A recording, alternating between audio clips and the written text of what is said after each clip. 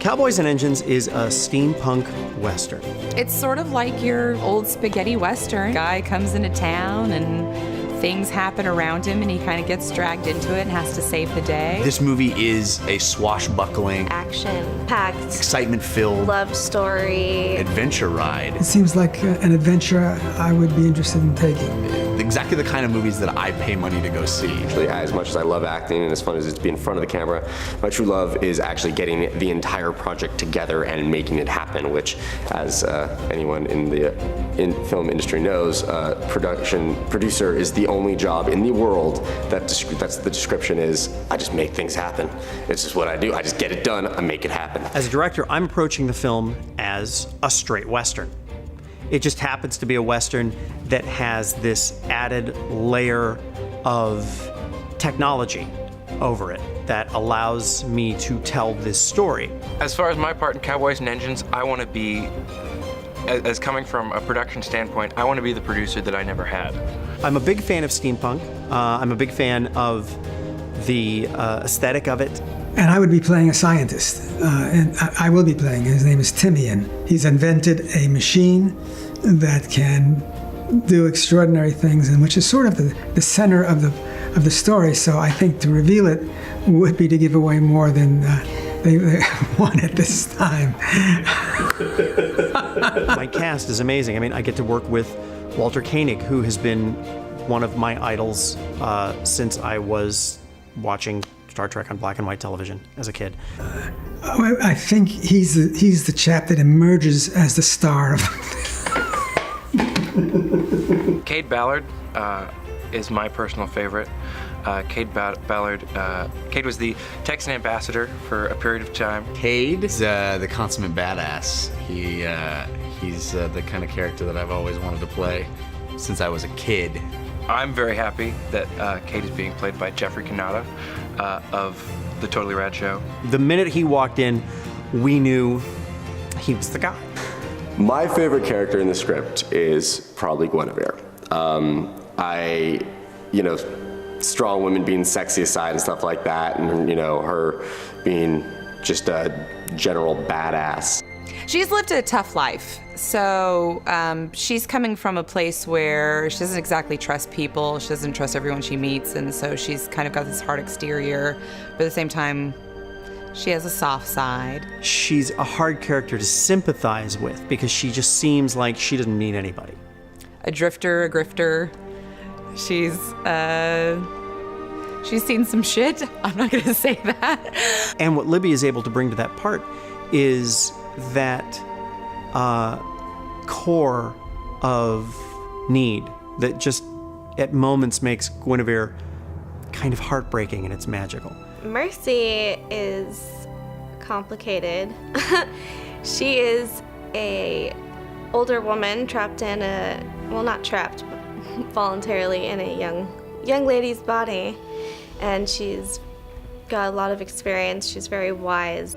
Kyla has that old soul quality that really makes the part sing. This is really the first thing that Bryn has kind of grabbed on his own and said, okay, I'm going to do this. I'm going to put my talents to work, and I'm going to create something, and we're going to go do it. And when I read the script was great. I really liked it, and I said, wow, this is going to be something different. I think it's important to see Cowboys and Engines not as a short film, but as a universe. We're basically building a world. The movie takes place in a world that doesn't exist, and any shot that takes place outside of a room, that world has to be created. It's set in an alternate 1876 that's different from our own in that technologies have advanced at different pace that has allowed them to have these high-tech machines, high-tech for the time. Because we're doing a steampunk movie with a very stylized look, virtually every element in the film is going to have to be built from scratch, or at the very least, heavily modified. As soon as you start watching that kind of movie, everything feels worn and lived in and used. We want everything to work. We want it to feel like it makes sense. This is a big production, and it's going to take a lot of money to make all these things happen. Having to digitally manipulate an actor, put digital body parts onto a human actor is always a challenge. But then we also have to fly over 1870s San Francisco with a rocket port and San Francisco Bay full of submarines. we could do it cheaper, but it won't be as good.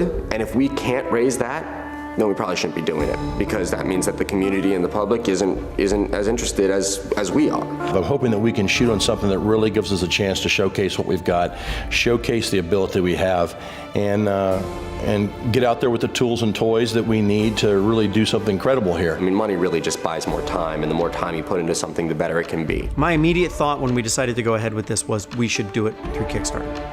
And it wasn't simply because it's a lot of money. It was because this movie has to find its audience on its own. And that's what makes Kickstarter magical, is you can go directly to the audience and say, hey, is this something that you want to see? And if so, because it's something we want to make. It's the fun of being involved in making a film. And that's a great philosophy. I really personally embrace that. I think that there's no reason why you can't make filmmaking a more interactive experience. I've heard from a lot of people on Twitter and Facebook about, that they've contributed $10 or $20, and they feel they're part of the film. And there's absolutely nothing wrong with that. I think that's a great idea. It's incredible that people can come on before a project's even been started and become a fan and get into something and can follow it through to its success, so that our success isn't our success is everyone's success. The movie is completely insane for a short film, but that's why we all want to do it. There's not a single sane person on the crew. I feel like I'm at one of those points in history where all the pieces have fallen together and everything's working to our advantage. We have exactly the right script. I've got exactly the right cast. I've got exactly the right crew. I think Kickstarter is exactly the right tool to finance this short, and I'd like to think that I'm exactly the director to do it. And all of those things have fallen together all at the same time, and I think the result is going to be something truly magical. And I'm looking forward to sharing it with everybody who helped make it true.